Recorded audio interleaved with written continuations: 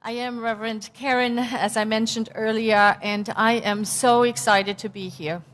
It is just a few days before Christmas is celebrated by 93% of all Americans, which I thought was an interesting statistic, that even people who don't consider themselves Christian per se celebrate this wonderful experience. And as you know, we love to celebrate the good that is in all different faith traditions. As a matter of fact, this week, as I did some research for my talk today, which, by the way, is called I Am the Light, You Are the Light, Be the Light, and everything seems to be lining up just perfectly for it. I came across this wonderful word that is new to me. It's called omnism. Omnism. And it is the recognition and respect of all religions or lack thereof. It was coined in 1839 and is a way to accept the existence of various religions without believing in all that they profess to teach. So it is to say all religions contain truth, but not one religion offers all that is truth. And I love that. I so love that. And it is right in alignment what the founder of this teaching, the science of mind, has always said, that there's no religion that has all the truth figured out, and that it is up to us, even as religious scientists, to decipher for ourselves what is true for me. And so today, I am so excited about today's talk. I'm going to bring some traditions in from my home country, inspired by Reverend Leslie's talk last week. Wasn't that amazing? She so powerfully and eloquently reminded us how to create hygge, which is the sense of well-being during this time, and especially in times of darkness and challenge. She mentioned in her talk that she wasn't going to try to pronounce the German word for that, but I can. So the German word for that is Gemütlichkeit. Gemütlichkeit brings with it this call to take care of oneself, to love oneself so well. And that might be taking a bath, what we call here in America self-care. And it's so wonderful to look at the traditions that we grew up with and kind of create our very own experience of hygge or Gemütlichkeit or well-being. And that is what I am going to share with you today. So I would like to show you a couple of the staples of how that looks, especially during this time that is full of traditions. And this is, many of you might know this is an advent calendar. Yeah, I hear cheering in the crowd. Although, we can still open today, Diane. You can have today's chocolate. Yes. So it has 24 little doors to open, and the idea is that every day, starting on December 1st, the children usually open the door and find chocolate within it. Now, I had to laugh. I think it was about the 5th of December, somebody posted a meme on Facebook that had an advent calendar that was all opened and said, "This is not the year to be patient." So, to each its own. So this is an advent calendar. And then the other tradition that I grew up with is an advent wreath, an Adventkranz. And it is for the 4 weeks before Christmas that are known as Advent. It is the time where our Christian brothers and sisters prepare themselves to receive the Christ light, where they open themselves up to be blessed by the birth of Christ. And each of the candles has a specific meaning, and the first candle gets lit 4 weeks before Christmas on Sundays, and that is the candle of hope. And so for that whole week, this candle burns. And then on the second Sunday of the 4 Sundays, the candle of peace is added. And on the 3rd Sunday, the candle of joy. Come, don't die on me now.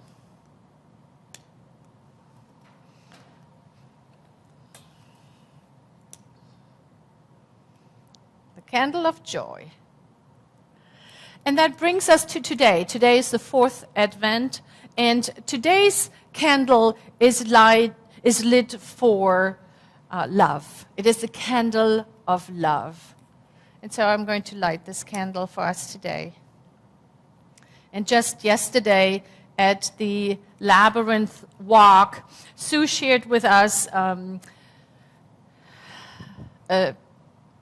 saying that is, love is what you feel when you stop opening presents on Christmas. And listen, and listen. And I invite all of us to feel the love that is present right here in this moment.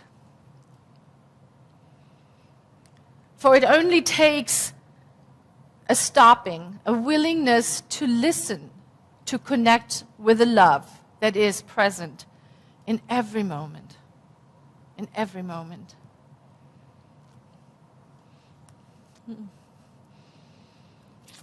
Another tradition, of course, that we are all experiencing right now is the plethora of Christmas music. Oh my goodness, if you had a chance to watch the NBC holiday extravaganza, what a joy to see all of those Christmas songs interpreted and played for our community. And then also, everywhere I look right now, people are singing, people are willing to, even if they don't consider themselves great singers, but they're willing to share the joy of song. And the one phrase that has been with me today, that is the one where it says, say hello to friends and foe and everyone you meet. And isn't that the invitation of this time? During this time where we are approaching the darkest and longest night of the year, we are invited, each one of us, to share our lights. What a great reading. What a great reading that invites us and tells us, as more as we open up and as we are willing to share the light that we are, each and every one of us, the more it gives permission to others to do the same. And so that is how I see the work of this beloved center. We come together through various activities, and at the very core is our vision to reveal the power of love. And for me, that really translates into being willing to be the light that we all inherently are. That is the invitation. That's the invitation.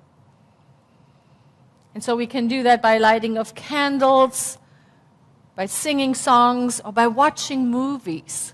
Oh my goodness, Christmas movies. One of my favorite is It's a Wonderful Life. I'm sure many of you know this movie. I'm not going to give it away, but I'm going to give you just a couple ideas from this movie that always inspire me. So there's the main character, George Bailey, and he is in trouble. He's in trouble, and he's in such severe trouble that although he has a loving family and he lives in this small town and he's so well loved by so many people, he is contemplating throwing away his life. As a matter of fact, the angel Clarence that's going to be assigned to him and who is hoping that he's going to earn his wings on this one,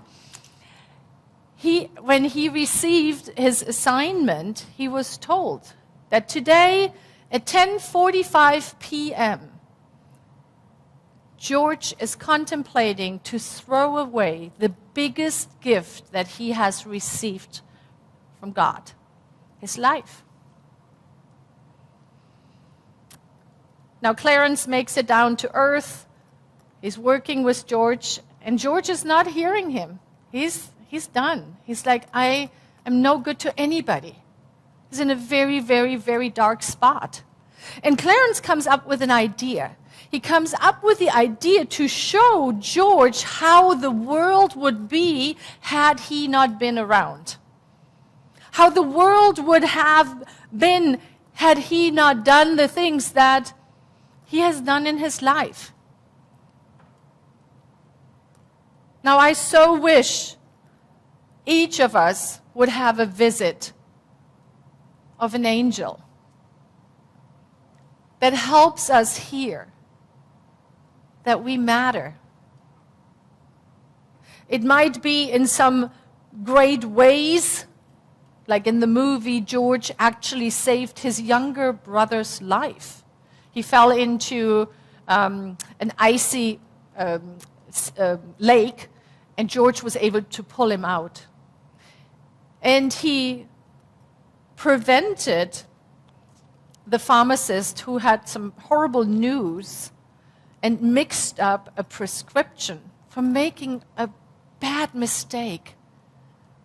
And so when Clarence came down to show him how his life was when George not been there, all these horrible things happened because he wasn't there to change them. Now, we are not so aware what good we do in the world. A Mother Teresa probably knows. A Nelson Mandela, a Gandhi. And I'm here to invite each one of us to take a moment, right here. Just take a moment and feel into the goodness, the light, the love, the change that you have brought to the world. Each one of us, there's no exception. No exception.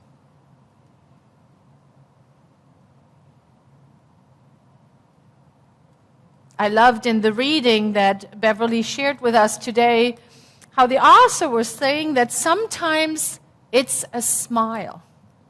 Sometimes it's a willingness to connect beyond circumstances, to just see another, to be willing to be present to the gift that you are. I believe that that is the work that we do here at the New Vision Center. We practice, we help each other remember that who we are matters. Who you are matters.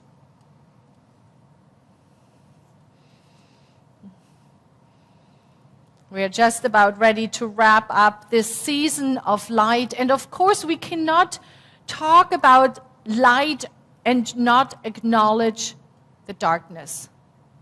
We cannot just focus on that syrupy, googie, everything is fine, and claim to be a whole and complete being.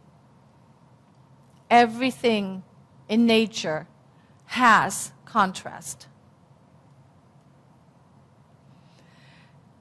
And so as I am walking through this time in my life that has some darkness in it, as things happen in this greater community, as things happen in this greater world, I look for ways to be with that darkness, to not make it wrong, but to get every bit of learning and realization out of it, to not waste it. I want it to give to me everything that it can. And so I looked for inspiring quotes to help me. And this one from Og Mandino came up. I will love the light, for it shows me the way. Yet I will endure the darkness, for it shows me the stars. The darkness, that is when we can see the stars. I was reminded when I first found this teaching and I first found the New Vision Center, I was going through a challenging breakup, and I hadn't learned yet the art of conscious completion. It was just a breakup that was painful. And at that time, I remember so clearly that Reverend Dr. Michelle Medrano said to me, you know, Karen, we grow in the valleys of our life so much more and so much deeper than we can ever grow at the pinnacles. So in other words, when life becomes hard, when it becomes dark, when challenges arise, there lies the potential for us to learn lessons that we can't when everything is going easy. Well, this year, my friends, we have gotten the opportunity to learn a lot of lessons. And so I love to turn to my favorite author, Mark Nepo. My favorite author, Mark Nepo, says it this way. He asks the question, where is God? Where is God? It is as if what is unbreakable, the very pulse of life, waits for everything to fall away. And then in the bareness that only silence and suffering and great love can expose. It dares to speak to us and through us.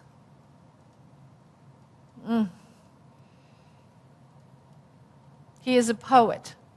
Those words so deeply resonate. So when things happen, when goals don't happen, when plans go sideways, when things fall away, we are presented with a bareness of life that invites us to see what is eternal.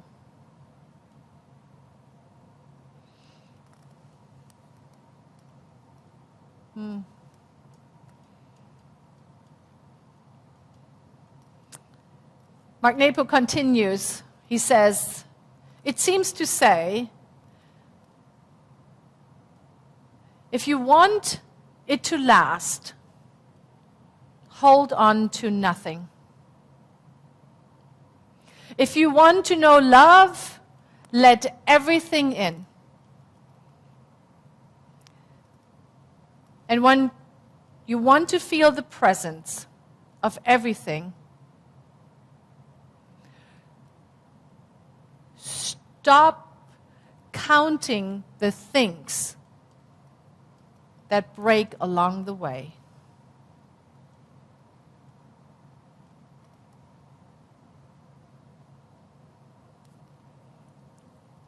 If you want great love, let in everything. The shiny things, the not so shiny things, the things that are easy, and the things that are not so easy. Be present to everything that is before. before you, before me, before us. And in there, find the strength to be the light, the willingness to smile, the willingness to give off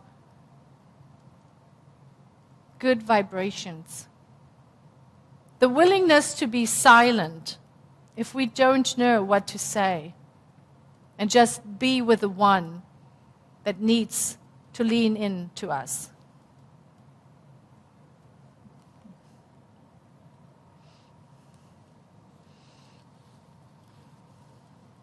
Joel Goldsmith says it this way: spiritual student, rejoice as the outer building tumbles down, for the inner temple is to be revealed. Not always easy when those buildings crumble down, is it? Right? When things come to an end. Oh, how I wish I could so feel this with everything in my being when things come to an end, to stand there in the truth, knowing that this is a necessary step for the light to be revealed through me, as me, whatever my next thing to do is, whatever my next way to be is. How is it for you? How is it for you when things crumble down?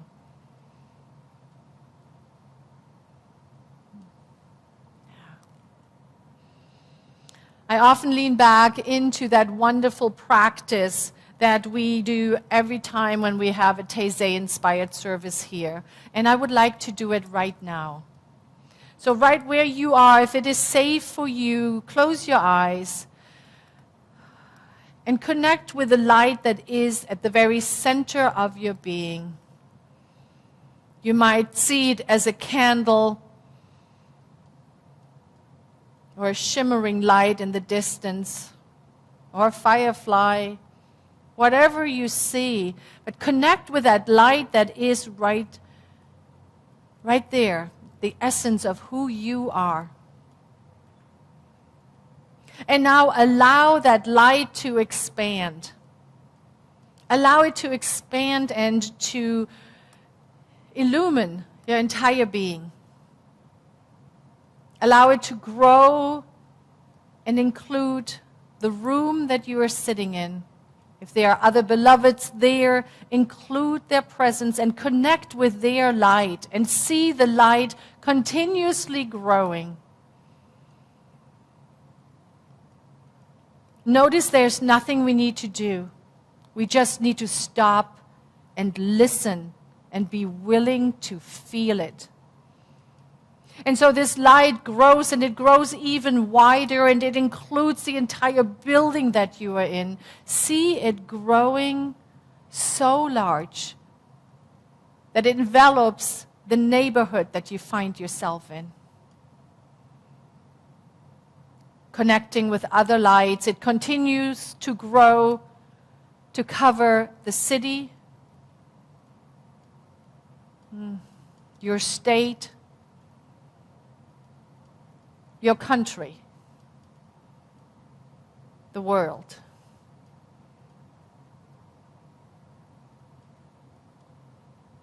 And it is this moment where we feel so connected with all of life that we are invited to direct our portion of that light to a particular heart or home.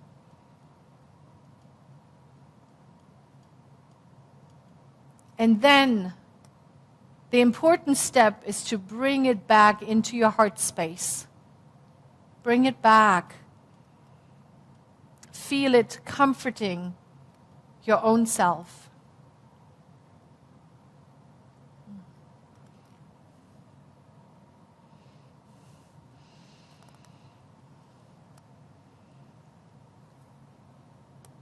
So the invitation is, whenever you feel that darkness is coming a little too close, whenever you feel you want to be an active part in sharing the light, I invite you to engage in just a ritual like that for yourself. And I'd like to share some other ideas of how to be the light. The first one that comes to mind is to listen. Really listen.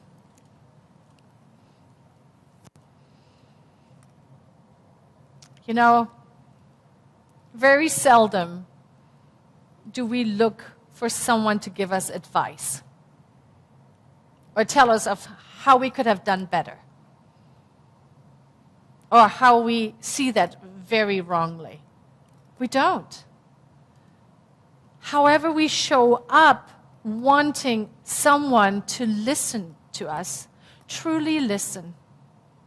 The heart with the ears of the divine. Another way to share the light is to smile. Be a welcoming, beneficial presence. It doesn't cost anything. I love the idea of giving gifts, and I love to receive gifts.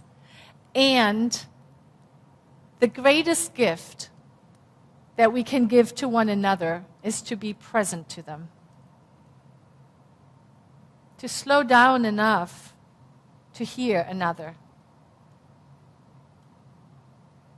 And so might you consider reaching out to someone? Pick up the phone, call someone you meant to call for so long. Sit down, write a note. Share the light that you are. The founder of our teaching, Dr. Ernest Holmes, said it best. He said, "Let us therefore light the candle of love, human kindness, forgiveness, and understanding in our own soul, and let it shine brightly. Let us not peer into the darkness, into trouble and concern, because it is so foreboding and unknown. Rather, let us remain steadfast in the radiance of that spiritual light of truth within ourselves. Let us stand guard so that the winds of malice, cross-purpose, ignorance, or misunderstanding will not blow out the light." And he finishes this quote with this: "Let us so live each day that the light from our candle of spiritual knowledge will forever be clear and understood, not only by ourselves, but by all with whom we come in contact." Oh. And so as we go forward into this last week before the Christmas holiday, let us be so clear on the light that we are, that we can share it with everyone. I am so grateful you are sharing your light with this beloved community. And so it is. And so let's anchor it in prayer. I invite all the practitioners of this teaching, all the ministers, to please rise right where you are. How grateful I am for your willingness to hold the consciousness of love and light, of peace, of understanding, of clarity and wisdom, of joy. Oh, how grateful I am to know that all these qualities of the divine are truly the qualities at the very center of who we are. There's nothing we need to do. It is already so. We are the light of the divine. And so I speak a special word of blessings to all the people who are connected to the New Vision Center.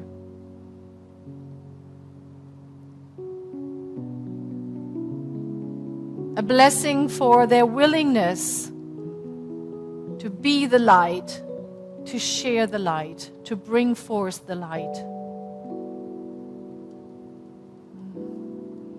And so it is with an overflowing heart of gratitude, with so much love, that I call this time together blissful. That I know that even though it may look like darkness, the stars are truly present. and that we are called to our highest yet to be. And so I place this word into universal law, just letting it be, knowing it is done, as together we say, and so it is.